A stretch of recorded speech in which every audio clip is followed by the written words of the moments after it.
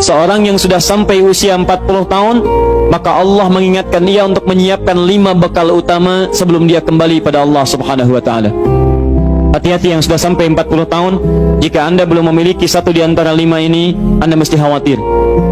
Karena ini peringatan dari Al-Quran. Baik, 1.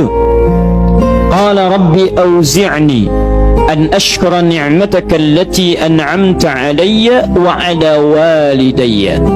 Amanat pertama, kata Allah, dia mesti memperbanyak doa kepada Allah Subhanahu wa taala agar dibimbing. Banyak doa agar dibimbing mensyukuri nikmat hidup, plus bisa meningkatkan bakti pada orang tua. 1. Rabbi auzi'ni an ashkura ni'mataka allati an'amta 'alayya wa 'ala walidayya. Perhatikan baik-baik. Ya Allah, mohon bimbing saya untuk selalu bisa mensyukuri segala nikmat yang telah Engkau berikan pada saya sekarang, 1, dan pada kedua orang tua saya. Baik, jadi kalau sudah sampai usia 40 tahun, pertama, Anda memohon doa kepada Allah untuk dibimbing terus bersyukur kepada Allah. Ini yang mau saya tegaskan. Lihat baik-baik. Apa itu syukur? Tidak ada makna lain dari syukur yang tertuang dalam Al-Quran dan hadis kecuali ungkapan kebahagiaan atas nikmat yang Allah berikan kepada kita dengan cara menggunakan nikmat itu sesuai dengan fungsi yang telah Allah tetapkan. Misal, kita akan bersyukur dengan nikmat penglihatan mata. Anda diberikan 40 tahun dalam hidup, mata masih bisa melihat. Bagaimana mensyukuri nikmat mata? Kalau Anda ingin syukuri nikmat mata, maka yang paling singkat, gunakan nikmat mata ini sesuai dengan peruntukan yang telah Allah tetapkan. Fungsi yang telah Allah tetapkan. Apa fungsi mata? Masih ingat? Melihat yang baik-baik. Quran surah ke-24 ayat 30 untuk laki-laki, ayat 31 untuk perempuan.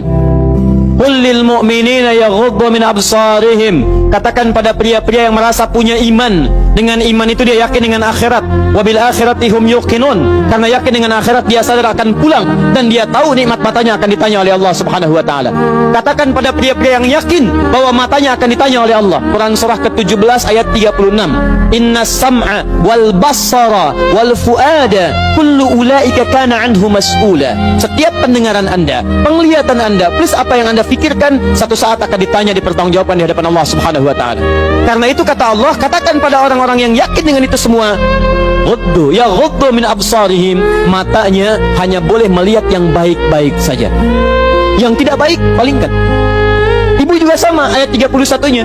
Wa kullil mu'minati yaghdudna min absarihinna. Katakan pada perempuan yang merasa yakin dengan Allah, yakin akan pulang, yakin akan ditanya, matanya hanya boleh melihat yang baik-baik saja menurut Allah. Yang tidak baik palingkan. Di ghaddul basar itu bukan nggak boleh lihat, Pak. Ghaddul basar itu silahkan lihat, tapi ketika yang dilihat tidak baik menurut Allah, maka palingkan dari itu semua. Ini tidak tepat, teman-teman sekalian. Anda hanya mengucapkan alhamdulillah ya, sampai sekarang penglihatan masih baik. Belum cukup. Baik itu dipakai lihat apa? Penglihatannya baik, tapi masalahnya yang dilihat baik tidak. Itu poinnya. Maaf, ada anak usia 4 tahun, Bu, Pak, tidak bisa melihat. Dalam tidak bisa melihatnya, dia masih mau menghafal Al-Quran. Namanya Mu'af. Tinggalnya di Asyut, adanya di Kaira, negaranya Mesir. Matanya nggak bisa lihat, tapi dia sampaikan pada bapaknya, Pak, saya ingin menghafal Quran. Saya ingin menghafal Quran. Kata bapaknya, kamu yakin? Saya yakin. Baik, keluarga sederhana, punya cuman motor yang sangat luar biasa tidak bagusnya. Dimodifikasi dashboardnya, menempuh jarak kisaran 20 km.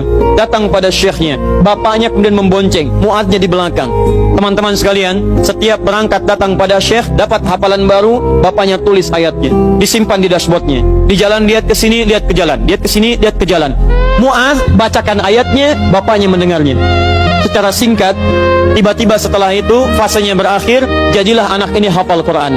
Yang ngantar belum hafal Quran, yang diantar nggak bisa lihat hafal Quran. saking mudahnya Al-Quran, yang nggak bisa lihat bisa hafal Quran. Tapi bapaknya dapat pahala dari transferan anaknya. Perhatikan baik-baik. Begitu dibacakan Qurannya, bagus makhrajnya, viral kisahnya.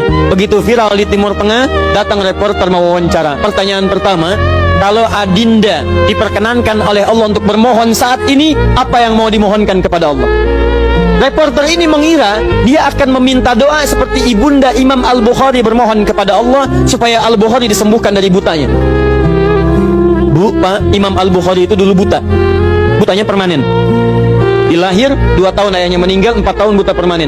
Nanti ada satu kejadian di situ, yang dengan kejadian itu ibunya berdoa kepada Allah, anaknya menghafal Quran sampai di surat Qaf, ya, ayat ke-22. Anaknya murajaah ayat, ibunya memohon kepada Allah sambil menangis, sambil tertidur, sampai tertidur. Disitulah kemudian terjadi sesuatu yang luar biasa. Seketika Allah sembuhkan Al-Bukhari kecil, matanya bisa melihat kembali. Karena kajian kita bukan di sini, lain waktu nanti saya terangkan. Anda yang punya kitab Fathul Bari, Syarah Sahih Al-Bukhari, beli jilid pertama, kitab Muqaddimah, halaman 634, paling kiri, paragraf yang ketiga, baris 1 sampai dengan 9. Anda temukan kisahnya. Nah, reporter ini mengira ini Mu'adz akan minta kepada Allah seperti Al-Bukhari kecil memohon kepada Allah, matanya bisa melihat lagi. Ternyata lihat baik-baik. Kalau saya diperkenankan bermohon kepada Allah dan permohonan saya dikabulkan, maka pertama saya akan mohon kepada Allah untuk tetap membutakan mata saya sampai dengan kiamat. Ya Rabb, mohon butakan mata saya sampai kiamat, karena dengan buta mata ini saya bisa menghafal Quran. Saya takut ya Allah, kalau saya melihat lagi, mata saya melihat maksiat dan hilang Quran dari hafalan saya. Anda bisa bayangkan, anak kecil 4 tahun, mata nggak bisa lihat, digunakan menghafal Quran. Dan dia takut kalau melihat matanya dipakai maksiat. Antum dikasih 40 tahun, 40 tahun, lebih daripada 4 tahun, lebih dari 14 tahun, Anda sampai 40 tahun, dipakai mata, dipakai apa mata Anda sampai dengan hari ini? Berapa maksiat yang telah Anda kumpulkan dari mata Anda itu? Mungkin wajar, jangankan hafal, baca masih sulit, lihat mushaf masih enggan, membaca masih susah. Kalau Anda sulit berhadapan dengan Al-Quran dalam pandangan Anda, tanyakan pada diri Anda, dipakai maksiat apa mata ini selama ini?